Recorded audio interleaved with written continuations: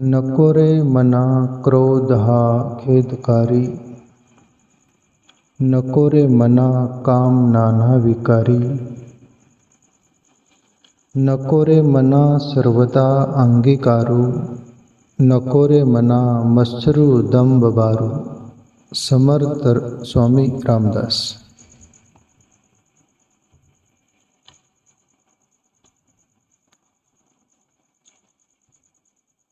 महाराष्ट्र में समर्थ स्वामी रामदास शिवाजी महाराज के गुरु जो सभी लोग जानते हैं, बड़े वैरागी संत और उनकी बहुत सारी बातें हैं। समर्थ स्वामी रामदास आज अपन पहला दिन ले रहे उनका, तो उनके बारे में थोड़ी जानी हुई जरूरी है। समर्थ स्वामी रामदास प्यारे मित्रों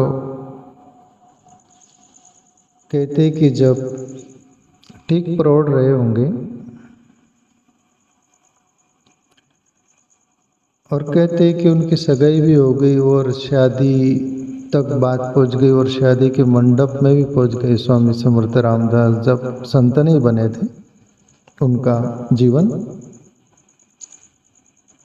और कहते कि वो शादी लगाने के लिए सब तैयारी हो गई, ब्राह्मण भी वो 7 श्लोक बोलते हैं, तो ब्राह्मण पहला श्लोक शुरू किए और फिर वो श्लोक पूरा हो जाने के बाद सावधान बोलते हैं। आप सबको मालूम है समर्थ स्वामी रामदास चौके घबर गए कि सावधान, क्या खतरा है। ऐसा हुई इधर उधर चारों ओर देखने लग गए, कोई तो खतरा है, नहीं तो ब्राह्मण ऐसा बोलता नहीं। और कहीं न कहीं ब्राह्मण मेरा भी और सबका हितैषी तो है, सावधान कर रहा है, खतरा है कुछ। दूसरा मंत्र ब्राह्मण बोलते और दूसरे मंत्र में भी ब्राह्मण वो ही दोहराता मंत्र पूरा होने पर सावधान। तब तो बिल्कुल तैयारी में हो गई कि आप 2 बार बोल दिया, तीसरी बार तो जरूरी भागना होगा, खतरा बहुत पास आ रहा है। दूसरी बार में बिल्कुल चौकन्ना हो गए। वो शादी में जो पत्नी बनने वाली थी, न उसके तरफ ख्याल, न दुनिया तरफ ख्याल, न कोई उत्सव खुशी, ऐसा कुछ भी नहीं। सन्नाटा छा गया। दुनिया को न छाया होगा क्योंकि उनके लिए वही शाश्वत है, पर समर्थ स्वामी रामदास जन्म जन्म के ऐसे संत रहे होंगे जो कि बहुत अंदर बाहर से चौकन्ने होंगे। तीसरा मंत्र ब्राह्मण बोलता है और तीसरी बार और बोलता है कि सावधान। तब तो बस आव न देखे ताव समर्थ रामदास ऐसे भागे, लोग भी उनके पीछे भागे, पर समर्थ स्वामी रामदास का भागना किसी को बाज आना नहीं, ऐसा भागना। आप जब आप में बल भी ना हो पर कोई खतरा है आपकी जान को, आप निर्बल भी हो शरीर से, पर आपके पीछे कोई बंदूक खड़ा कर दे कि मार डालना है, और बंदूक देख के आप ऐसे भागोगे, आप में ताकत कहाँ से आ जाएंगे उसका कोई पता नहीं। और समर्थ स्वामी रामदास बस भागे सो भागे। ऐसी गुफा में घुसे जंगल में, तो कहते कि 6 महीने कुछ ऐसे निकले नहीं, निकले होंगे भोजन वगैरह कुछ फल फूल खाने के लिए, पर तब से तो घबर गए वो भी इस दुनिया में आप जाना नहीं।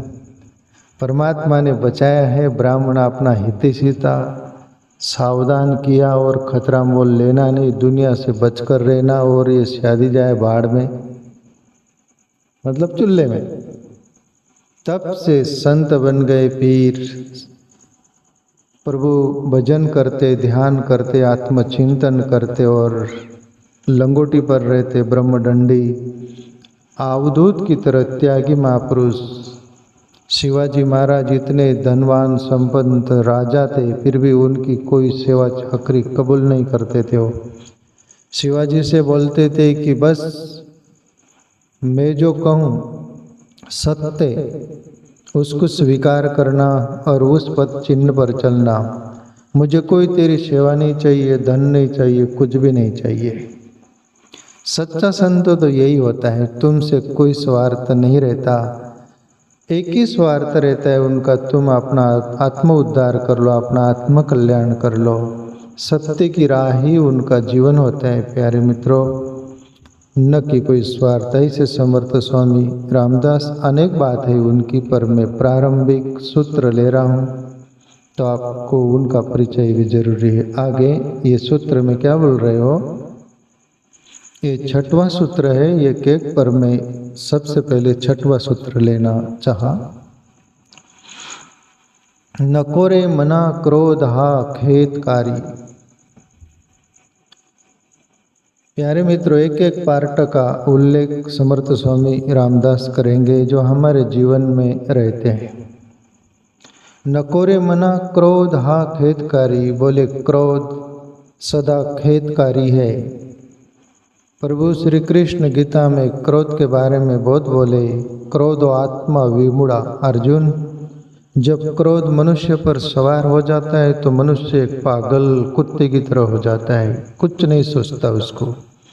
क्रोध में जो डिसीजन लेना नहीं चाहिए, निर्णय लेना नहीं चाहिए, वो ले लेता है। और फिर सहसा कर पाचे पछता ही, तेहि बुध नाई, रामायण की चौपाई है। प्रभु श्री राम लखन से बोले थे, भरत मिलने आ रहे थे तब की घटना है। लखन बोलता है कि भैया मैं बिछा दूंगा भरत कैकेयी के पुत्र को, अपने को मारना चाहता, अखंड राज करना चाहता है, मैं बिछा दूंगा। तब लखन, भरत संत है, तब राम जी के द्वारा एक चौपाई, सहसा कर पाचे पछताई, तहि बुध नाई। लखन, जो सहसा निर्णय ले लेता है फिर वो करके पछताता है, वो बुद्धिमान नहीं होता। पहली बात भरत संत है। ऐसी बहुत सारी बात, पर क्रोध में मूढ़ हो जाता है, मूर्ख हो जाता है मनुष्य, और जो करना नहीं वो कर बैठता है, जो बोलना नहीं वो बोल बैठता है। उसमें उसको सोचता नहीं, वैसे ही जैसे पागल कुत्ते को नहीं सोचता। पागल कुत्ता भागता भागता कौन आगे आ रहा है, क्या आ रहा है, किसको काटना है नहीं काटना है, कोई गणित ही नहीं हुआ। ऐसे ही क्रोध में विमूढ़ हो जाते हैं। इसलिए समर्थ स्वामी रामदास बोल रहे हैं, नकोरे मना क्रोध हा खेदकारी। हे मन, तो क्रोध के वश मत होना। क्रोध से किसी का भला नहीं हुआ। क्रोध को तू परिवर्तन कर देना, क्रोध को करुणा में बदल देना। क्रोध प्लस करुणा होता है। क्रोध बुरा नहीं, परमात्मा ने जो भी हमारे अंदर तत्व डाले हैं, परमात्मा ने जब डाले और परमात्मा की रचना है वो बना है, वो गलत हो ही नहीं सकता। हमारी कमजोरी के कारण हम भले को भी कभी गलत बोल देते हैं। जिस मनुष्य में क्रोध नहीं होता उसको महापुरुष बोलते वो गोबर गणेश है। गणेश की निंदा आलोचना नहीं हुआ, पर गोबर का गणेश हो तो वो कोई चलता बोलता कोई प्रतिक्रिया क्या, जहाँ बैठा वहाँ जो बोलो फेंक दो उसको, वो कल्डे पर गोबर कुछ बोलता है, गोबर का गणेश बना डाले तुम। जिंदा गणेश कुछ काम का है। जिसमें क्रोध नहीं वो प्रतिभावान व्यक्ति नहीं होता। इसलिए परमात्मा की कुछ रचना है वो, पर क्रोध को रूपांतरण करने के लिए हम में वो क्षमता है, वो कैपेसिटी है, वो दैवी गुण है। प्यारे मित्रों, भजन से होगा, भक्ति से होगा, आत्मचिंतन से होगा, ध्यान धारणा से होगा, अंतःकरण शुद्ध होगा, तो वही क्रोध ट्रांसफॉर्मेशन होता है, उसका रूपांतरण, और करुणा में डाइवर्ट हो जाता है, बदल जाता है। बुरा नहीं है, पर तुम केवल क्रोध करो, लेना देना, तो फिर मन विकृत हो जाएगा। मन को दिशा देना पड़ेगा करुणा की ओर, वो बढ़े। इसलिए प्यारे मित्रों, क्रोध को बदलना हो, रूपांतरण करना हो तो प्रभु भक्ति करिएगा, नाम स्मरण करिएगा, ध्यान करिएगा, अच्छी संग करिएगा, कोई संतों की संग करिएगा, महापुरुषों की, जिससे हमारा क्रोध करुणा में परिवर्तन हो जाए। अपने मन को बोध दे रहे समर्थ स्वामी रामदास, सभी अपने मन के लिए भी बोध है प्यारे मित्रों। तो क्रोध नहीं चाहिए जीवन में बेवजह। महापुरुषों को भी क्रोध आता है, पर उतनी ही देर आता है जैसे पानी में लकड़ी हो उसको मारो लकड़ी तो पानी दो तरफ हो जाता है, पर कितना देर तक रहता है पानी, वो एक हो जाता है कि नहीं। ऐसे महापुरुषों का, संतों का भी क्रोध रहता है, पर वो उस अंदाज में जैसे पानी में लकड़ी मारी गई, थोड़ा आट होती है, पानी इधर होता है पर एक हो जाता है। पर हम ना समझ नादान लोगों को क्रोध आता है ना, तो हम गांठ मार लेते उसको, छोड़ना नहीं है ऐसा, इतनी पक्की गांठ मारते। जीवन में क्रोध भी आ जाए ना प्यारे मित्रों, क्रोध में आदमी मूड हो जाता है, पर उसको देखना गौर से, क्रोध क्या चीज है। दूसरी बात समर्थ स्वामी रामदास बोलते, नकोरे मना काम नाना विकारी। काम के प्रति बोले, जैसे काम क्रोध एक एक लाइन से है वो। हे मन, नकोरे मना काम नाना विकारी, तो काम के चुंगल में बेवजह मत पड़ना। जो भी काम के चुंगल में पड़ा उसके वश हुआ, वो राम से वंचित हो गया और जीवन का मूल्य सब कुछ खो देता है। वो काम को तू रूपांतरण करना, तेरे काम को राम तरफ मोड़ देना। ग्रस्त जीवन है प्यारे मित्रों, अपन बार बार बोलते हैं, संतान उत्पत्ति के लिए तुम आध्यात्मिक जीवन के ओर तीव्रता से नहीं चल रहे तो वो एनर्जी तुम्हें परेशान करेंगी, पर औषधिवत मेडिसिन की तरह आप उसका प्रयोग करना, न कि उसके वश होकर काम ही बन जाना, वो बुरा होगा। समर्थ स्वामी रामदास उस तरफ इशारा कर रहे हैं, अपने मन को, अपने मन पर से सबको नकोरे मना काम नाना विकारी, वहां से अनेक विकार निकलते हैं। नकोरे मना काम नाना विकारी, अनेक प्रकार का विकार वहां से पैदा होते। प्यारे मित्रों, काम है, नपुंसक को परमात्मा नहीं मिलता, ऐसा शास्त्रों में भी आता है, ऋषि मुनि भी बोलता है, और कहीं न कहीं हकीकत भी सच है। नपुंसक में वो वीरता नहीं होती, वो सुरवीरता नहीं होती, वो प्रतिभा नहीं होती उसमें, इसलिए नपुंसक व्यक्ति को गए जो होते हैं ना, उनके लिए ये जो मार्ग है, रास्ता है, वो प्रवेश नहीं कर। इसमें तो तुम में काम की प्रगाढ़ता हो तो ही राम की ओर बढ़ सकते हो। साधक भी साधना करता है, उसका क्या होता है, ऊर्ध्वगामी वो प्रक्रिया होती है। तो काम बुरा नहीं है, गलत नहीं है। काम को अपन संसार करुणी करावा सार, मराठी तुकाराम बाबा का है, किसका है, संत का है, ज्ञानेश्वर का है, किसका है पता नहीं, बाकी है। सभी कुछ कार्य करते हुए राम की तरफ जीवन को मोड़ देना, उसका सदुपयोग कर लेना। जैसे अपन घर में कोई भी चीज पड़ी है, वस्तु, उसका अपन सदुपयोग करते टाइम पर, जब उसका काम लगता है वहाँ। जब काम नहीं लगता तो पड़ी रहती वो कोई व्यर्थ नहीं, गलत नहीं, पर पड़ी है जब काम में ले लो। ऐसा ही काम का भी उपयोग है, दुरुपयोग नहीं है। नकोरे मना काम नाना विकारी। आगे बोले समर्थ स्वामी रामदास, नकोरे मना सर्वदा अंगीकारू, नकोरे मना मत्सरु दंभ बारू।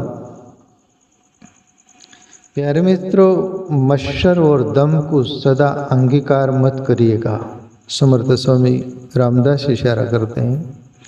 अभी मत्सर क्या होता है और दंभ क्या होता है, उस पर अपन सुनेंगे।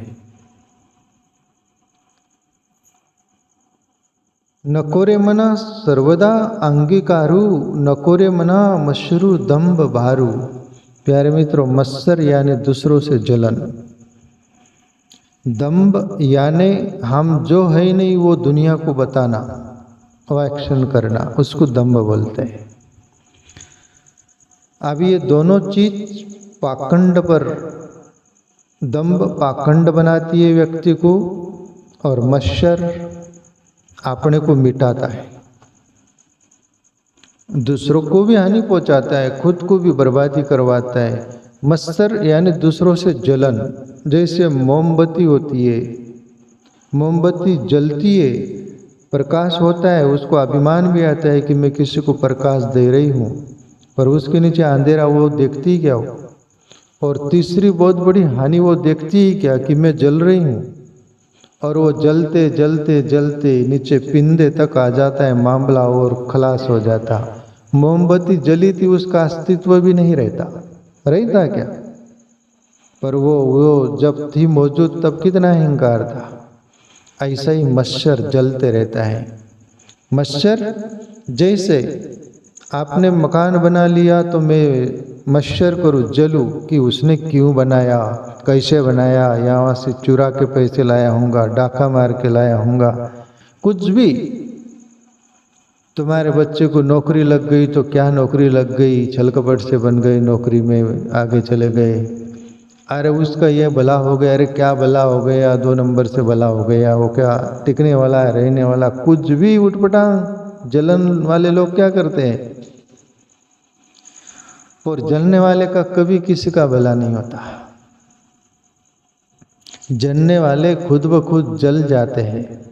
मुद्दल लाख बुरा चाहे तो भी क्या होता है, शेर है, मुद्दल लाख बुरा चाहे तो भी क्या होता है, होता वही जो खुदा मंजूर होता है। परमात्मा को, खुदा को जो मंजूर होता है वही होता है, पर तुम ना कारण जले, और जलकर कोई फायदा नहीं हुआ, तुम्हारा मिटा सब कुछ। मत्सर हमें जलन होती है और हम दूसरों से जलकर हमारा कैसे नाश कर बैठते हैं, हमारा कैसे अस्तित्व मिटा बैठते हैं और हमारी कैसी बर्बादी हो जाती है। मैं एक छोटा सा दृष्टांत लेना चाहूँ ये मच्छर पर, जो आपको समझ में आएगा। एक बादशाह के वहाँ पर वजीर और कारिंदा नाम का एक व्यक्ति रहा करता था। वजीर तो रहता ही मंत्री यानी, पर एक कारिंदा वो वजीर का मित्र भी था, उसके साथ रहता था, दोनों बादशाह के वहाँ रहते थे। तो कहते हैं कि साथ साथ रहते तो दोनों के लड़के थे, बच्चे थे, दोनों कोई भी लड़के बराबरी के थे, और दोनों के लड़के मित्र बन गए थे। पढ़ाई करते, खेलते, जो भी कार्य करते उसमें मित्र जैसे रहते दोनों। और हुआ ऐसा, वजीर का वो कारिंदा जो लड़का था ना, कारिंदा का उसका दोस्त का, वजीर के साथ रहने वाला, वजीर की एक एक बात माना करता था वो। वजीर की ही नहीं पर बादशाह को भी संतान नहीं थी, वो निपुत्र था, तो कारिंदा के लड़के से बादशाह बहुत प्रेम करता था। और कारिंदा का लड़के को राजमहल में आने के लिए, राजा के पास आने के लिए कभी रोकथाम नहीं थी, पर वजीर के लड़के को राजा भी प्रेम नहीं करता था बादशाह, उसके प्रति कोई अपनापन ही नहीं था। और ये वजीर को जलन हुआ, यानी मच्छर पैदा हुआ। मच्छर हुआ तो वजीर सोचता है कि ये कारिंदा का लड़का जो है, इसको राजा इतना प्रेम करता है, तो फिर ये वजीर वो कारिंदा से भी जलने लग गए, उसके लड़के से भी जलने लग गया, और आगे जलते जलते इतनी आग पकड़ती है। वजीर सोचता है कि बादशाह को तो पुत्र नहीं, पर ये कारिंदा के लड़के को उत्तराधिकारी बनाकर अपना दत्तक पुत्र जैसा लेकर उसको ये राज्य न सौंप दे, जो कि मेरे लड़के को राज्य मिलना चाहिए, ये कारिंदा के लड़के को नहीं मिलना चाहिए। जलन में देखो क्या सोचता है आदमी, और अब मुझे कुछ करना पड़ेगा। हमारे अंदर मास्टर है जो समर्थ स्वामी रामदास बोल रहे, जलन बहुत वेग पकड़ती ना, तो हम बर्बादी का रास्ता कैसे पकड़ते हैं। और वजीर सोचते हैं कि कारिंदा का लड़के को मौत के घाट उतार देना चाहिए, तो राजा भी अपने पुत्र के साथ मैत्री रखेगा, अपनापन रखेगा। बादशाह मर गया तो अपना ही लड़का राजा बनेगा। और देखो आदमी की बुद्धि खराब होती, मति गति खराब होती। वजीर कसाई को साधता है, कसाई को बोलता है कि मैं कारिंदे के लड़के को आपके पास भेजूंगा और वो जो मैं कुछ निशानी दूंगा वो जान लेना और उसको मौत के घाट उतार देना, मैं तुमको पैसे भी देता हूँ। और वजीर वो कसाई को साध लिया, कसाई को पैसे भी दे दिया और एक कारिंदा के लड़के को एक कपड़ा दिया, जिसको रुमाल बोलते हैं ना, कुछ कपड़ा जैसा एक कपड़ा दिया और पैसे दिया कि जा वो कसाई से गोश्त लेके आ जा, यानी मांस। कारिंदा का लड़का गया और वो ही दुकान बोला था वहीं जाना, कसाई को पटाया गया था। और बीच में कसाई के दुकान की इधर वो कारिंदा का ये वजीर का लड़का खेल रहा था कोई खेल, दोनों दोस्त ही थे। वो कारिंदे के लड़के से वो वजीर का लड़का खेल रहा था, वो बोला तू मेरा डाव खेल, मैं गोश्त लेके आता हूँ, ला मेरे पास वो रुमाल जो होता है वो और पैसा। और वो वजीर का लड़का पैसे ले लेता है, वो रुमाल जो था वो ले लेता है, जो कपड़ा था।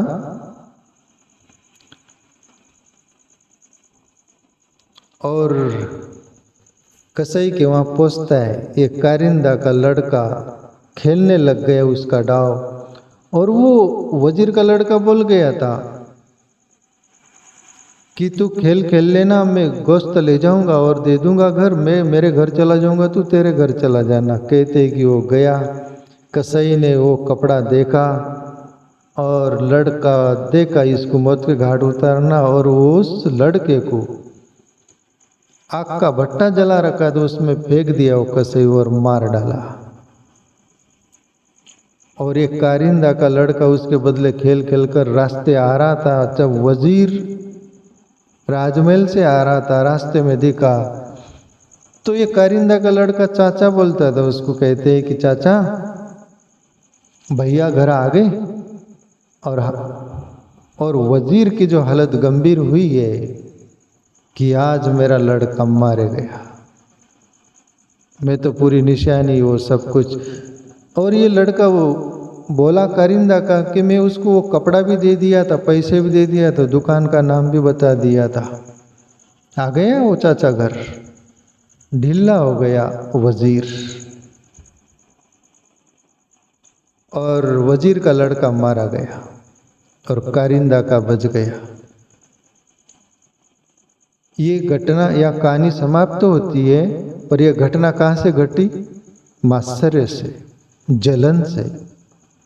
वजीर जला, खुद के लड़के को मौत के घाट उतार दिया, मात्सर्य जलन। तो प्यारे मित्रों, समर्थ स्वामी रामदास बोल रहे, नकोरे मना मत्सरू, मत्सर मत करो, दूसरों से जलो मत। जरूर दूसरों का गुण ले लो, उसमें गुण है ना, तो गुण ग्रहीता बनकर आगे बढ़ो। जलने से, मत्सर करने से किसको कुछ नहीं मिला। समर्थ स्वामी रामदास बोल रहे। दूसरी बात, दंभ। प्यारे मित्रों, दंभ जो होता है ना, उसको बोलते तुम अंदर जो नहीं है वो बाहर बताना, अंदर कुछ बाहर कुछ। बगल में छुरी, कैसा है वो? और कुछ है इसके आगे? हाँ, यानी ये बगल में छुरी नहीं, राम मुंह में राम, बगल में छुरी। पटेल तेरी गाय कैसी मरी। मुंह में राम, बगल में छुरी, पटेल तेरी गाय कैसे मरी। मुंह में से तो राम राम बोलते हो, पर बगल में छुरी रखते हो और बोलते हो तेरी गाय कैसी मरी, तू ही मारा। तो मत्सर वो और ये दंभ। प्यारे मित्रों, तुम अंदर से जो हो तथा वैसा जीने का। तुम चोर हो तो चोर जीने का, तुम शाव हो तो शाव जीने का, तुम मूर्ख हो तो मूर्ख जैसे जीने का, तुम जो भी हो वैसा जीने का, दंभ नहीं करने का। वरना नकल करने को अक्ल चाहिए, वरना शकल बदल जाती है, तुम्हारा कुछ वजूद मिट जाएगा। तो बस ये एक ही सूत्र लेते हैं, ठीक है? ओके।